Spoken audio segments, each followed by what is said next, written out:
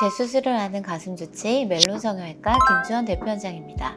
재수술이라는 하나의 단어이지만 그 안에 정말 많은 종류의 수술이 있다는 거 아실까요? 재수술은 다시 수술한다는 의미지요. 다시 수술하는 이유는 사람마다 다르니 재수술의 종류와 방법은 복잡하고 많습니다. 넓디 넓은 재수술의 세계, 오늘은 3개 영역으로 정리해 볼게요. 재수술 첫 번째 영역은 불만족으로 인한 재수술입니다. 생각보다 굉장히 많은데 대개가 모양에 대한 불만족이에요. 대표적인 케이스 중 하나로 비대칭이 있습니다. 신체의 대칭은 완벽하지 않습니다. 가슴도 마찬가지예요. 척추의 형태가 틀어졌거나 어깨선의 높낮이가 다른 경우 등 자세 등으로 발생한 후천적인 비대칭도 있지만 타고난 모양이나 사이즈가 양쪽이 다른 경우가 대부분이거든요. 이러한 비대칭은 볼륨이 없을 때에는 크게 눈에 띄지 않았지만 보형물이 들어가서 볼륨이 커지게 되면 도드라져 보일 수가 있는데 심한 경우엔 재수술을 받기도 합니다. 사이즈나 모양도 트렌드가 있어요. 예컨대 이전에는 크고 꽉 찬 느낌의 오후 라인을 찾았지만 요샌 아래로 풍만하게 떨어지는 유유 라인을 선호합니다.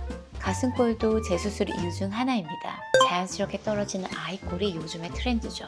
말씀드린 것처럼 요즘 시대의 대세감은 자연스럽게 풍만한 가슴이 있지만 오래전 수술한 분들은 이런 가슴과는 거리가 있을 거예요. 트렌드에 맞춰 다시 수술하려는 경우도 불만족 재수술에 속합니다.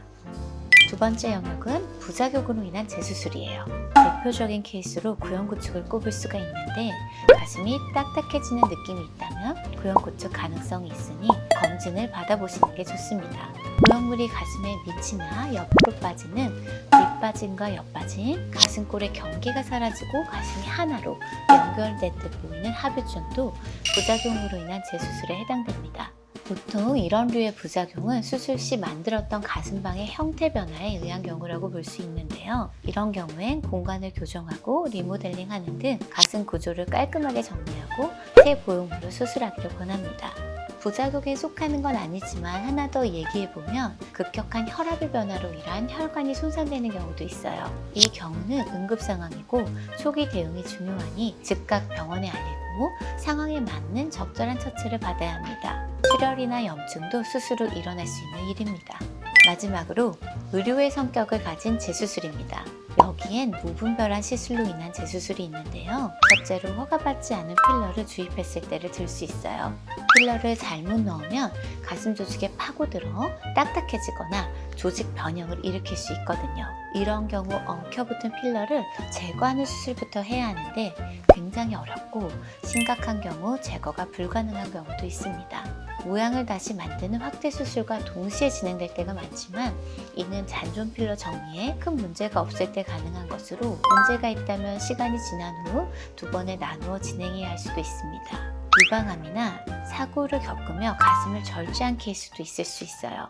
이 경우 가슴의 형태를 복원하는 재수술을 하는데 가슴의 절제 정도와 방사능의 치료 여부에 따라 여러 번의 단계를 거쳐 수술이 진행되기도 합니다. 재수술은 원인 파악이 무엇보다 중요합니다. 불만족이 어디에서 생겨났는지, 부작용은 왜 발생했는지 원인부터 명확하게 파악하는 게 핵심이에요. 성형 안에도 의료의 성격을 띠는 영역이 있고 미용의 성격이 더 큰 영역이 있습니다. 어떤 영역이든 좋은 결과는 상담에서 시작됩니다. 가슴에 대한 고민이 있다면 편안하게 상담해주세요. 지금까지 가슴주치 김주원 대표원장이었습니다. 감사합니다.